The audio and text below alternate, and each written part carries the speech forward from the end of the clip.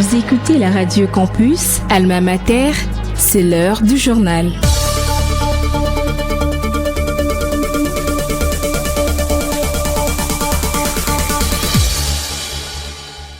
Bienvenue sur la 107.6 MHz pour vous informer les principaux titres à la une.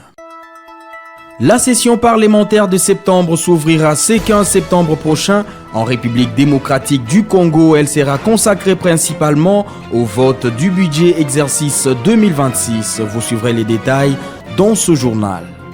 La police nationale congolaise et ses partenaires célèbrent du 9 au 12 septembre la journée internationale de la coopération policière. Les détails dans ce journal. La faculté de médecine dentaire de l'université de Kinshasa vient de se doter pour la première fois en République démocratique du Congo d'un laboratoire moderne des simulations précliniques en chirurgie orale et maxillofaciale. À présent, les développements de tous ces titres. Vous êtes branchés sur la radio Campus Unikin, la radio du savoir, sur 107.6 MHz, votre radio. La session parlementaire de septembre s'ouvrira ce 15 septembre prochain. Elle sera consacrée principalement au vote du budget exercice 2026. Elle abordera aussi la situation sécuritaire dans l'est du pays, la stabilité institutionnelle, l'unité nationale et la défense de l'intégrité territoriale.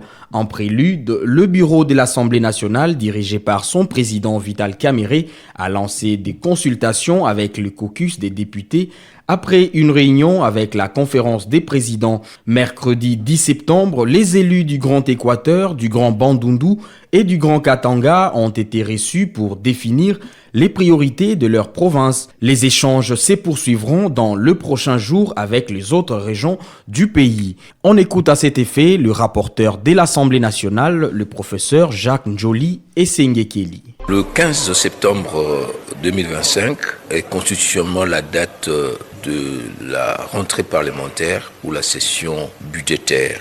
Et aujourd'hui, à quelques jours de cet événement, il était important que le bureau puisse d'abord se réunir pour faire le point de la situation et ensuite réunir la conférence de présidents qui est donc l'organe politique de gestion de l'Assemblée. Et enfin, les présidents de l'Assemblée nationale et les membres du bureau ont commencé à recevoir les différents caucus de notre chambre. Alors, nous avons eu des échanges intéressants avec les caucus du Grand Équateur, qui comprend les provinces de l'ancienne province de l'Équateur, de l'ancienne formule. Nous avons ensuite reçu les caucus du Grand Katanga. Et enfin, pour la journée d'aujourd'hui, nous avons terminé avec les caucus du Grand Bandundu. Toutes ces réunions ont donc tourné autour de ces points essentiels,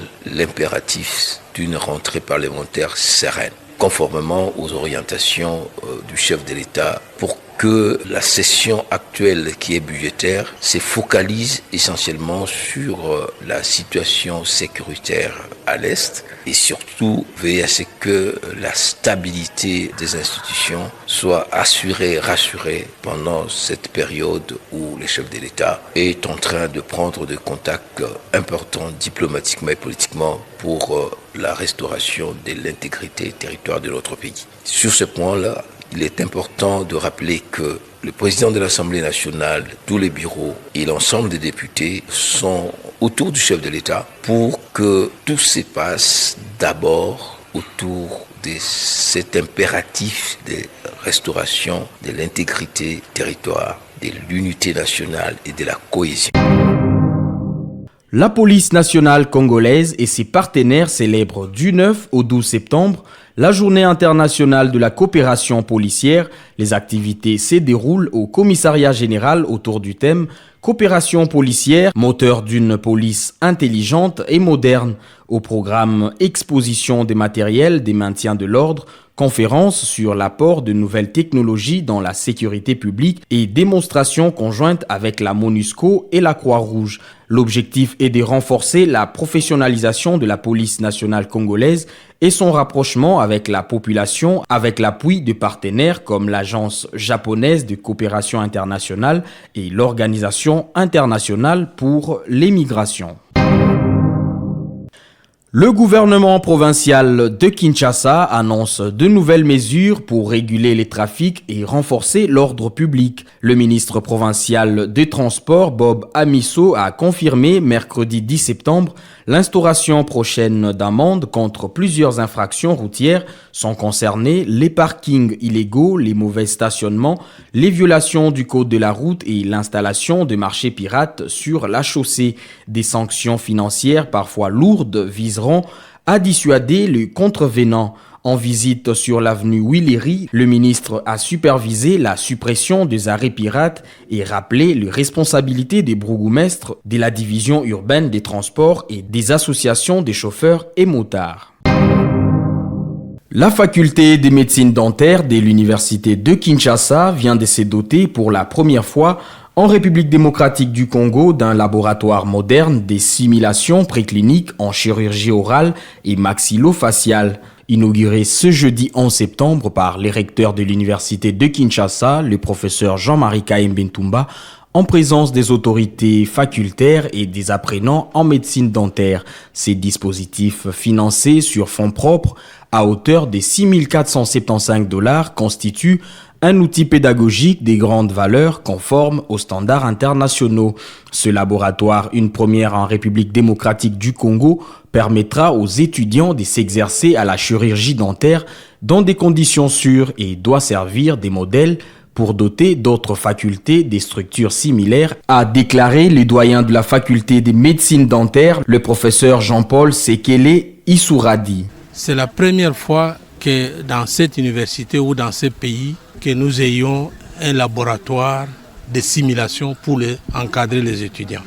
Donc c'est un laboratoire que que le recteur vient d'inaugurer aujourd'hui et ça doit servir de modèle pour les autres facultés pour avoir des mini-laboratoires pour encadrer les étudiants. Vous savez que la médecine dentaire, autrefois appelée la médecine stomatologique ou la dentisterie ou la bucco-dentaire ou quoi, mais c'est plus la chirurgie qui domine. Donc quand on extrait une dent, on doit terminer par, d'abord l'extraction, c'est un acte chirurgical. On doit terminer par la suturer. Alors si vous êtes devant un cas qui demande une résection, par exemple, une grande chirurgie, à ce moment-là, vous devez passer par un entraînement. Si on ne vous avait pas entraîné, vous ne pouvez pas arriver à ces résultats-là. Voilà l'objet de ces laboratoires et que nous voulons, parce que pour le moment, nous avons des problèmes de salles. Nous n'avons pas de salles pour pouvoir équiper convenablement tout et recevoir tous ces matériels et équiper convenablement toutes ces salles. Le recteur de l'université de Kinshasa, le professeur Jean-Marie Kaembentumba, a salué l'engagement des enseignants à l'origine de ces projets qu'il considère comme un signe de maturité académique et des responsabilités citoyennes. Pour lui, ce laboratoire illustre la capacité des Congolais formés à l'étranger à investir leur acquis dans l'intérêt collectif plutôt que personnel. Il estime que cette initiative permettra d'élever la formation en médecine dentaire au niveau des meilleures pratiques internationales et témoigne de la volonté de l'université de Kinshasa d'avancer par ses propres moyens. Mon cœur est comblé et rempli de joie. D'abord, face à 3 jeunes Congolais formés en Chine dans le domaine de la chirurgie maxillofaciale, ça veut dire de la face du crâne, etc., le maxillaire, la chirurgie orale. Des jeunes qui, en formation en Chine, n'ont pas pensé à ramener dans leurs familles respectives de l'argent, des autos ou des écrans de télévision amples et des ordinateurs, mais ils ont investi dans le matériel qui a aidé à les former eux-mêmes et ils mettent ce matériel à disposition de leur faculté de médecine dentaire, qui est la plus jeune aujourd'hui à l'université de Kinshasa, pour construire au fait un laboratoire de simulation. On n'apprend pas aujourd'hui à piloter un avion sans passer par la simulation. On n'apprend pas à opérer une appendicite aujourd'hui sans passer par la simulation. La simulation vous donne des compétences avec le stress en moins. parce qu'on ne travaille pas directement sur l'humain, mais on travaille sur des structures tout à fait proches de l'humain. On acquiert des compétences, mais même les dégâts ou les défauts, les erreurs peuvent être corrigés sans que ce soit une catastrophe humaine. Imaginez, vous venez voir un laboratoire comme ça, installé à l'UNIKIN en chirurgie maxillofaciale, médecine dentaire. C'est vous dire que la jeunesse d'aujourd'hui a une chance extraordinaire dans ce domaine pour être formée correctement, et c'est le pays et tout le monde qui gagne. On a quelques jeunes qui sont allés. La Chine est un pays hyper développé dans ce domaine de formation. Ils ont acquis des compétences. Ils ont eu le courage de revenir dans leur pays, mais en transposant un petit peu ce qu'ils ont en réalité vécu en Chine. Ce laboratoire de simulation, c'est le terme que ça porte, recrée les conditions comme si c'était en situation naturelle et clinique réelle. Les apprenants entreront dans ce laboratoire par des sujets, des experts bien formés en Chine. Ils apprendront tous les gestes qui sauvent, tous les gestes utiles. Retenons par la suite que l'université de Kinshasa est en train de se moderniser et d'évoluer pour se situer au niveau des standards internationaux. Et qu'on n'attend pas toujours la main tendue, le gouvernement fera pour nous. Nos compétences locales veulent déjà se mobiliser et mouiller le maillot pour mettre la main dans la pâte et aller de l'avant. L'université de Kinshasa, je le disais à la clôture de l'année académique, je la compare à un rêveur, tout commençant par un rêve. Et elle gagnera parce qu'elle n'abandonnera jamais seule. Il faut noter par ailleurs que ce laboratoire porte le nom du professeur Dr Hubert Ntumba Mulumba. C'est la fin de cette édition du journal présenté par Lucien Pungwe, mais avant de nous séparer, je vous rappelle les principaux titres. La session parlementaire dès septembre s'ouvrira ce 15 septembre prochain. Elle sera consacrée principalement au vote du budget exercice 2026. Vous avez suivi les détails dans ce journal. La police nationale congolaise et ses partenaires célèbrent du 9 au 12 septembre la journée internationale de la coopération policière. Le département des médecines dentaires de l'université de Kinshasa vient de se doter pour la première fois en République démocratique du Congo d'un laboratoire moderne de simulation préclinique en chirurgie orale et maxillofaciale. Ce journal est complètement terminé, mis en onde par Emmanuel Boutella, concours rédactionnel Jean-Paul Koutoumissa, Divine Gomba, Merveille Ngaloula, à la technique Sylvain Chizungu, Jason Loudem sous la supervision de Luxen Kinounou. Restez branchés sur la 107.6 MHz, la radio campus Alma Mater, la radio du savoir.